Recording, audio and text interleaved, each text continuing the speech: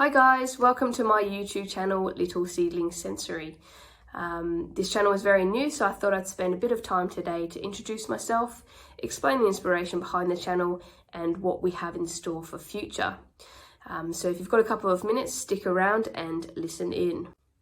My name is Tash and I have a degree in psychology and I'm currently completing my master's in teaching. So I have an excellent understanding of child development and plenty of valuable teaching experience in the classroom as well.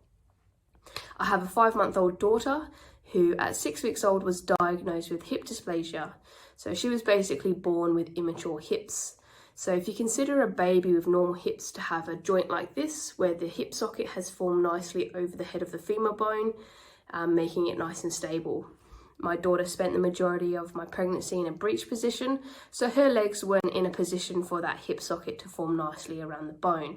So when she was born, her hip socket looked something like this, very shallow, not very stable, and had the potential for her bone just to pop out. So she was braced straight away in what's called a Pavlik harness, and she's still in this harness today, and she spends 23 hours a day in this harness. The harness keeps her legs in position so that while her bones are nice and soft and moldable, it gives the hip socket the opportunity to grow and form nicely around the head of the femur bone. So excellently, it was picked up early. This prevents the early onset of osteoarthritis and also prevents the need for hip replacements in her early teens and adulthood. But with my baby being very active prior to being braced, she did not like the brace one bit as soon as it was put on.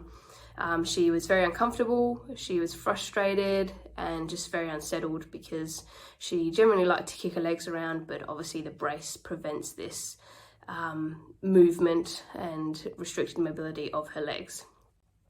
So on top of that, a few weeks later, my daughter developed really bad colic. For anybody out there who's currently dealing with colic or has dealt with colic before, I sympathise. It's really hard. It takes a big toll on you mentally and emotionally, and no one likes to see their little one suffering. So this was quite difficult for us with the constant tears and with the brace as well. It just was a bit of a recipe for disaster there. So what my husband and I decided to do was try and research and look up a few ways to soothe my daughter and find ways to stimulate her during her awake time, because her being in the harness, she became frustrated easily and it would usually just result in tears. So what we found was just the gentle shush of our voice seemed to soothe her quite a bit at night time. But if anybody has experience with a crying baby that doesn't stop crying for about an hour or 2 hours, shushing for that long continuously is pretty exhausting. So we managed to find a video that just played the shush on loop, so we created one ourselves and we found this to work very well, and for us it made us more relaxed and could focus more time and energy on soothing our daughter rather than whether or not we're going to pass out from making the shushing noise. So the other thing that we wanted to do was try and find something that would keep her more entertained during her playtime. As I said before, she gets quite frustrated in the harness, so play usually is cut very short and just results in tears. So we managed to find a series of high contrast fun animation videos on YouTube which seemed to captivate her and stimulate her very well. So I had to go up making one myself and a couple which I've actually put on YouTube already, and my daughter thoroughly enjoyed them. Whilst a baby is developing, in the early infancy, their vision, they're more attuned to see the high contrast images.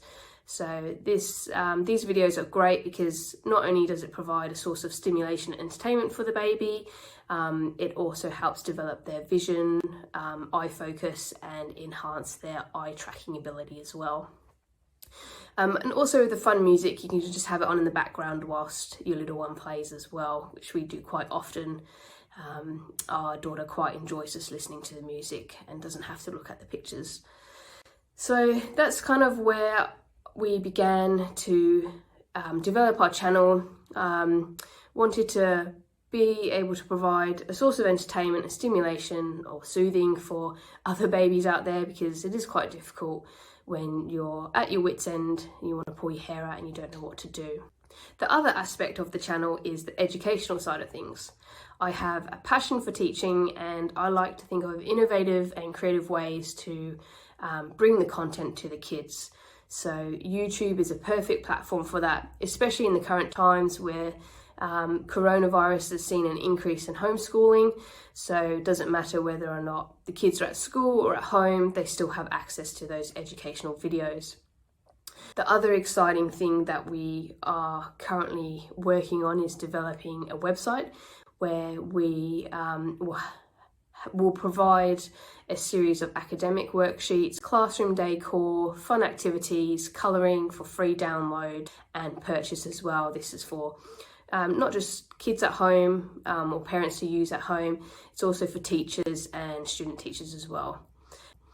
There's one thing that I have learned with teaching is that there's a lot of planning and preparation, and there's nothing worse than when you figure out what you want to teach and you just wish there was a worksheet ready or an activity ready, readily available for you to use, rather than spending hours and hours creating the worksheet yourself. So I've done all the hard work for you there. So yeah, exciting things happening. I really hope that you come along this journey with me for Little Seedlings Sensory, a place where there's baby sensory videos, educational videos, and links to academic resources as well that can be used in the classroom and at home. If you want to follow this content, please take the time to like and subscribe. It would be greatly appreciated. And I thank you for your valuable time.